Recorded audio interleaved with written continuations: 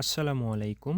কেমন আছেন আপনারা সবাই? তো আজকে চলে আসছি সকাল, সকাল বাগানে ঘাস কাটতে। তো এই যে ঘাসগুলা দেখছেন এগুলা মূলত আমরা বলি ছানচি। আপনারা যারা আমার আগের ভিডিওগুলা দেখেছেন তারা জানেন যে আমি আমার এই বাগানে তেমন একটা ঘাস ছিল না। এরপরে আমি কিছু সার, রাসায়নিক সার প্লাস কিছু জৈব সার এসব আমি ছিটিয়ে দিই। ছিটিয়ে দিয়ে মোটর দিয়ে পানি সেচ দিয়ে দিয়েছিলাম। তো এরপরে এই যে ১০-১১ দিনের মাথায় এসে এই ঘাসগুলা দেখতেই পাচ্ছেন আপনারা যে কত সুন্দর হয়ে বড় হয়েছে এবং দেখতেও কত সুন্দর লাগছে। এই ঘাসগুলা মূলত ছানচি ঘাস। তো এই ঘাসগুলা গরুতে খুব সুন্দরভাবে খায়। তো এই ঘাসগুলো আমি মূলত ১ ক্যারেট এখান থেকে কেটে নিই। কারণ ১ ক্যারেট হলেই আমার ৪ টা গরু, তো ৪ টা গরুর জন্যে আমার কিছু সময়ের জন্য হয়ে যায়। তো যখন প্রয়োজন হয় আমি এভাবে ১ ক্যারেট কাটি, এরপরে নিয়ে গিয়ে গরুকে দিই খড়ের সঙ্গে মিশিয়ে। তো আমি আগেই কেটে রেখে দিই না, কারণ যেহেতু অল্প গরু ৩-৪ বার আমার খাবার দিলেই সারাদিনে হয়ে যায়। তো টাটকা টাটকা এই ঘাসগুলোই আমি যখন প্রয়োজন হয় গরুর খাবার দেওয়ার, তখন আমি এই টাটকা ঘাসগুলো এসে কেটে নিয়ে গিয়ে দিয়ে দিই। আগে থেকে কেটে রেখে দিই না। যদি বড় ঘাস হতো, মানে ডাঁটাওয়ালা জারা কিংবা পাকচুং কিংবা নেপিয়ার এইসব ঘাস হলে আলাদা বিষয়, একসঙ্গে অনেকগুলো গরু থাকলেও আলাদা বিষয়, সেক্ষেত্রে প্রসেসটা ভিন্ন হতো। কিন্তু যেহেতু আমার অল্প গরু আর অল্প কয়েকবার খাবার দিতে হয়, যার জন্য আমি যখন প্রয়োজন হয় তখনই এসে কেটে নিয়ে গিয়ে দিয়ে দিই। তো বাগান থেকে এই ঘাসগুলো কাটার পরে নিয়ে গিয়ে আমি ছোট ছোট করে কুচি কুচি করে কেটে আমি আবার রেখে দিই, কারণ এইভাবে খড়ের সঙ্গে দিলে গরুর খেতে সুবিধা হয়। এবং আমাদের মূলত এটা হাতে কাটা বটি বলা হয় এটাকে। তো আমি খড়গুলো হালকা করে কাটা শেষে সেই যেই ঘাসগুলো ছোট ছোট করে কাটলাম, সেই ঘাস এবং খড়গুলো একত্রে মিশিয়ে আমি গরুকে দিচ্ছি। তো এর সঙ্গে আমি এই খড় আর ঘাস মিশানোর পরেও এর সঙ্গে আমি বাড়তি কিছু দানাদার দিব।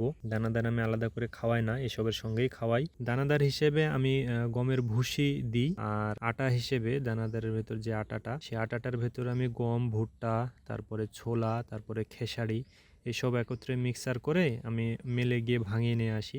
দিয়ে যে আটাটা হয় সেই আটাটা আমি খাওয়াই। তো এই আটা আর গমের ভুসি আর যে খোল আছে গরুকে খাওয়ানোর, মাছের পুকুরে দেওয়ার সেই খোলটা, সরিষার খোল, সেটা আমি খাওয়াই। খোলটা অবশ্য সঙ্গে সঙ্গে খাওয়াই না, একদিন আগে ভিজিয়ে রাখি। তো এইভাবে মনে করেন যে প্রতিদিনের এই প্রসেস, আমার গরুকে আমি এইভাবেই খাওয়াই। প্রতিদিন ডেইলি এইভাবেই চলে আসছে খাওয়ানো। আমার গরুকে আমি ফিট টিট কিচ্ছু খাওয়াই না, এই যে ঘাসের সঙ্গে খড় আর তার সঙ্গে দানাদার খাবার, যে প্রসেসটা বললাম সেইভাবে আমি খাওয়াই। তো এইভাবে খাওয়াই আলহামদুলিল্লাহ আমার গরুগুলো খুব ভালো আছে, স্বাচ্ছন্দ্যে আছে এবং সুস্থ আছে।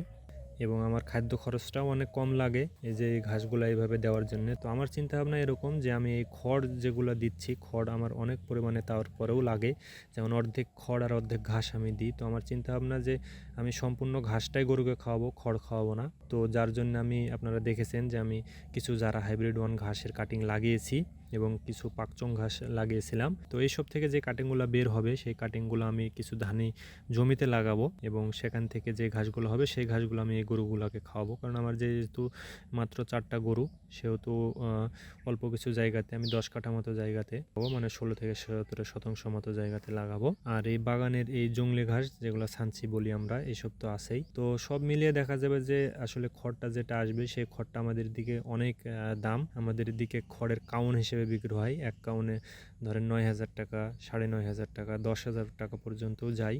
তো এতটাই দাম আমাদের এদিকে, কারণ আসলে খড় খাওয়ানোর দিকে আমি না, আমি ঘাস নির্ভর হতে চাই আর কি, এরকম পরিকল্পনা আছে আমার। তো দেখা যাক কি হয়। তো আপনারা সকলে দোয়া করবেন যেন আল্লাহর রহমতে আর নিজের পরিশ্রমের, আপনাদের দোয়ায় এই খামারটা ধীরে ধীরে বড় করতে পারি। তো আমার মূলত 4টে গাভী, 2টা বড় আর একটা ছোট্ট বকনা আর একটা মাঝারি বয়সের। তো এই 4টা গরুই আমার। তো সবগুলোকে আমি সেম পদ্ধতিতেই খাবার দিয়ে দিলাম। তো এভাবে আসলে আমি প্রতিনিয়ত প্রতিদিন গরুগুলাকে খেতে দিই আর এভাবেই খাওয়াই আসছি। তো আপনাদের যদি ভিডিওটি ভালো লাগে তো লাইক করে দিন, আর চ্যানেলে যদি আপনি নতুন হন তো সাবস্ক্রাইব করে দিন। তো আজকে এই পর্যন্তই। সকলে ভালো থাকেন, সুস্থ থাকেন। আল্লাহ হাফেজ।